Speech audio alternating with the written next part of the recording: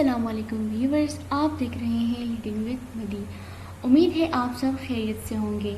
آتے ہیں اپنے آج کے لیکچر کی طرف، جس کا نام ہے رولز فار کنسٹرکٹنگ آئیڈینٹیفائرز۔ آج کے لیکچر میں ہم نہ صرف آئیڈینٹیفائرز کو کنسٹرکٹ کرنے کے رولز کو سمجھیں گے، بلکہ کچھ ایگزامپلس کے تھرو ویلڈ آئیڈینٹیفائرز کو آئیڈینٹیفائی بھی کریں گے۔ تو چلیے شروع کرتے ہیں۔ آئیڈینٹیفائرز آپ لوگوں کو آلریڈی پتہ ہوگا، اگر آپ کو نہیں پتہ تو میں اس پر آلریڈی لیکچر ڈیلیور کر چکی ہوں۔ آپ ڈسکرپشن باکس میں جا کر لنک پر کلک کر کے لیکچر دیکھ سکتے ہیں۔ تو ہم بات کر رہے تھے آئیڈینٹیفائرز کی۔ آئیڈینٹیفائرز یوزر ڈیفائنڈ ورڈز ہوتے ہیں، ان کو ہم خود ڈکلیئر کرتے ہیں۔ یہ کسی بھی ویریبل، فنکشن، ایرے یا پھر کلاسز وغیرہ کے نام ہو سکتے ہیں۔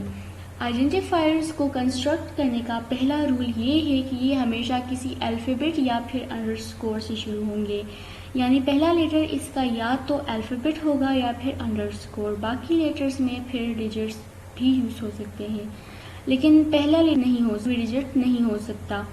اگلا رول یہ ہے کہ آئیڈینٹیفائر میں اپر کیس اور لوور کیس لیٹر ایک دوسرے سے ڈسٹنکٹ ہوتے ہیں، یعنی ایک دوسرے سے مختلف ہوتے ہیں۔ مطلب یہ کہ یہ کیس سینسٹیو ہوتے ہیں۔ اگر ایک ہی ورڈ اپر کیس میں اور لوور کیس میں لکھا جائے تو دونوں کا الگ مطلب ہوگا اور دونوں کو ہمیں پھر الگ ڈکلیئر کرنا ہوگا۔ مثال کے طور پر ٹوٹل، جس کا پہلا لیٹر کیپٹل ہے اور باقی اسمال، پھر ٹوٹل اور total with all capital letters, یہ سارے تین مختلف آئیڈینٹیفائرز ہیں۔ یہ ایک مطلب کے نہیں ہو سکتے، ان سب کو الگ سے ڈکلیئر کرنا ہوگا۔ فورتھ رول ہے کہ آئیڈینٹیفائر میں کوماز اور بلینک اسپیسز الاؤڈ نہیں ہوتے۔ ہم اس میں کوما یا بلینک اسپیسز یوز نہیں کر سکتے، البتہ ہم ضرورت پڑنے پر ان کی جگہ انڈرسکور کا یوز کر سکتے ہیں، وہ الاؤڈ ہے۔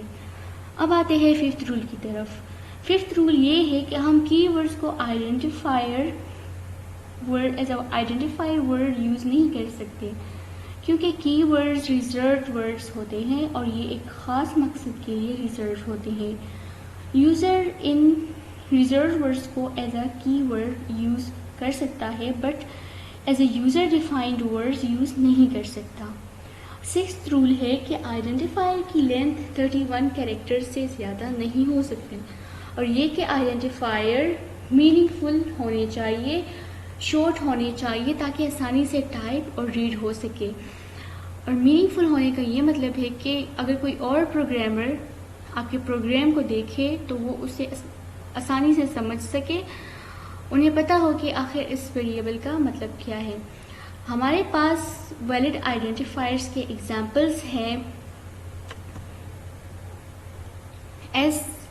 فرسٹ ون ایگزامپل اگر آپ دیکھیں تو سارے کیپٹل ورڈز ہیں، لیٹرز ہے۔ فرسٹ ون لیٹر جو ہے وہ الفابیٹ ہے، جو کہ ایک ویلڈ ہے۔ سیکنڈ ویلڈ آئیڈینٹیفائر میں فرسٹ ون کیریکٹر وہ بھی الفابیٹ ہے۔ ان تمام کے تمام ویلڈ آئیڈینٹیفائرز میں آپ دیکھ سکتے ہیں کہ کہیں بھی first character as a digit, ایک ڈیجٹ یوز نہیں ہوا، بلکہ تمام کے تمام الفابیٹس ہیں۔ ان ویلڈ آئیڈینٹیفائرز میں اگر ہم دیکھیں فرسٹ ون کو تو اس میں ڈیجٹ یوز ہوا ہے، جبکہ اسٹارٹ میں ڈیجٹ یوز نہیں ہوتا، ابھی ہم نے رولز میں پڑھا۔ سیکنڈ ون میں اگر ہم دیکھیں تو یہ بھی انویلڈ ہے، وہ اس لیے کیونکہ اس میں اسپیشل کیریکٹر یوز ہوا ہے، اور آئیڈینٹیفائرز میں اسپیشل کیریکٹر یوز نہیں ہوتے، صرف اور صرف انڈرسکور یوز ہوتا ہے۔ یہاں پر بھی اگر ہم دیکھیں تھرڈ ون میں تو یہاں پر بھی اسپیشل کیریکٹر یوز ہوئے ہیں۔ فورتھ ون میں اگر ہم دیکھیں تو یہ بھی انویلڈ ہے، وہ اس لیے کیونکہ اس میں بلینک اسپیس یوز ہوئی ہے، جبکہ ففتھ ون ایک کی ورڈ ہے اور ہم کی ورڈ کو ایز آئیڈینٹیفائر ورڈز یوز نہیں کر سکتے۔ تو یہ سارے کے سارے انویلڈ آئیڈینٹیفائرز تھے۔